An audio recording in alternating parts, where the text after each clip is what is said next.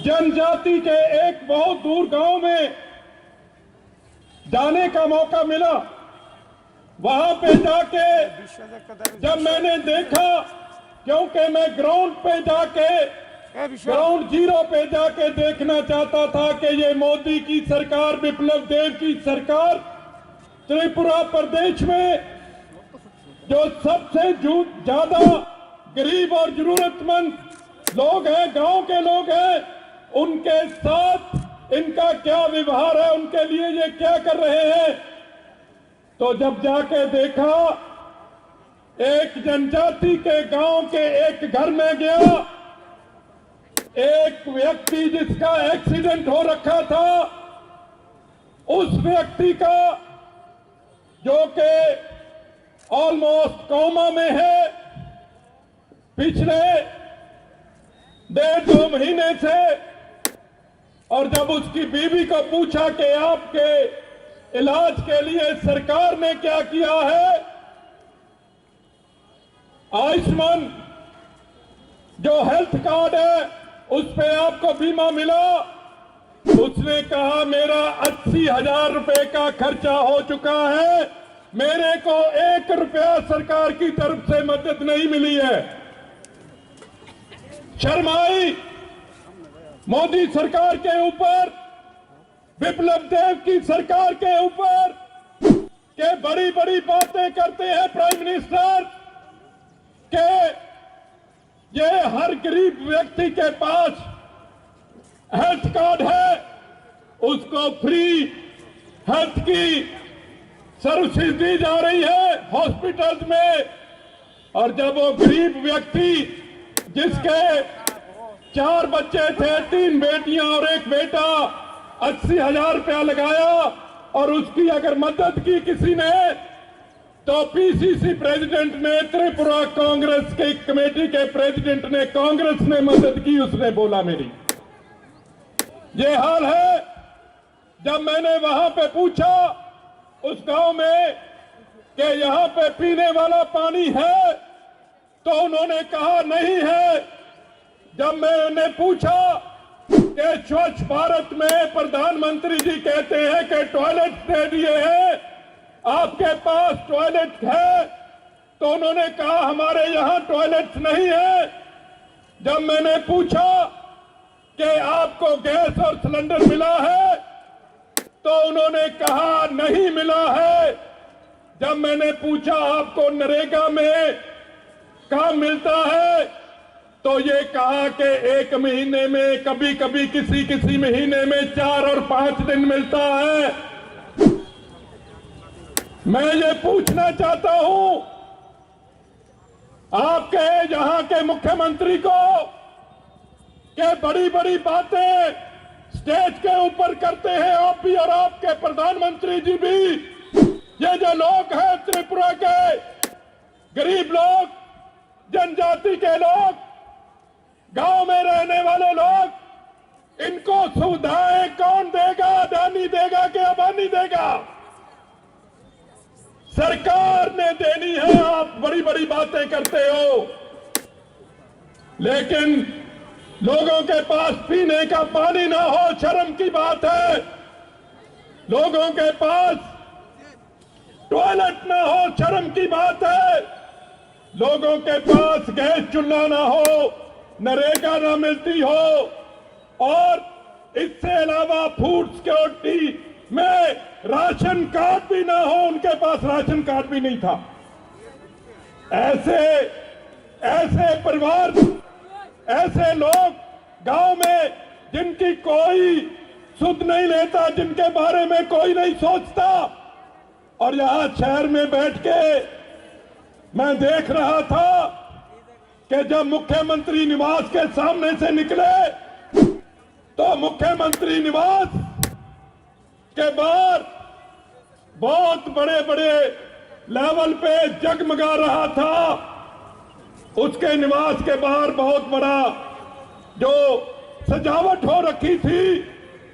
तो ये मुख्यमंत्री साहब, मैं यहां से कहना चाहता हूं कि ये विप्लव देव की सरकार पूंजीपतियों की सरकार है, गरीबों की सरकार, कांग्रेस की सरकार आएगी।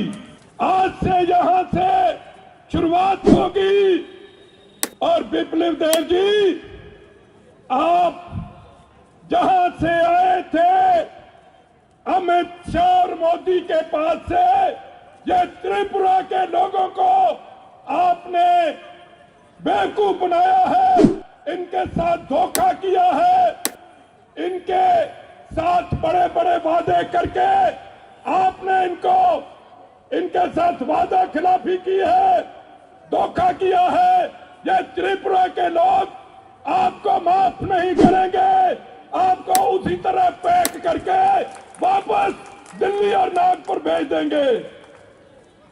ये त्रिपुरा की धरती जिसमें सभी धर्म और एक बहुत बढ़िया कल्चर और संस्कृति को आप लेके बैठे हो, यहां पे सभी धर्मों की इज्जत है, आप एक बहुत बड़ी संस्कृति अपने कल्चर को लेके बैठे हो।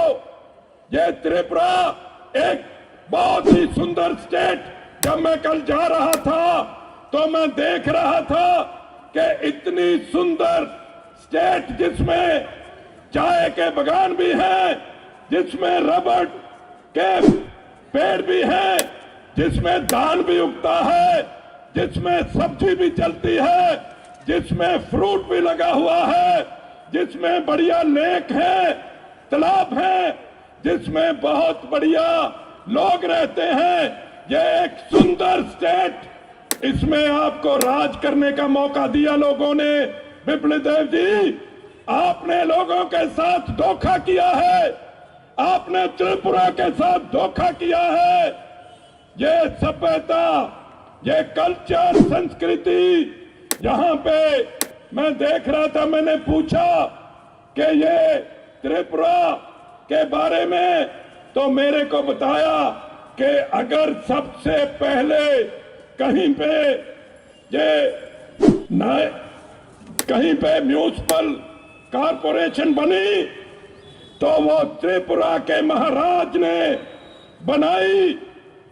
और अगर आजादी के बाद इस त्रिपुरा, जिसको के सी कैटेगरी में डाला गया था, और इस त्रिपुरा को पूरी स्टेट का दर्जा दिया तो कांग्रेस ने दिया।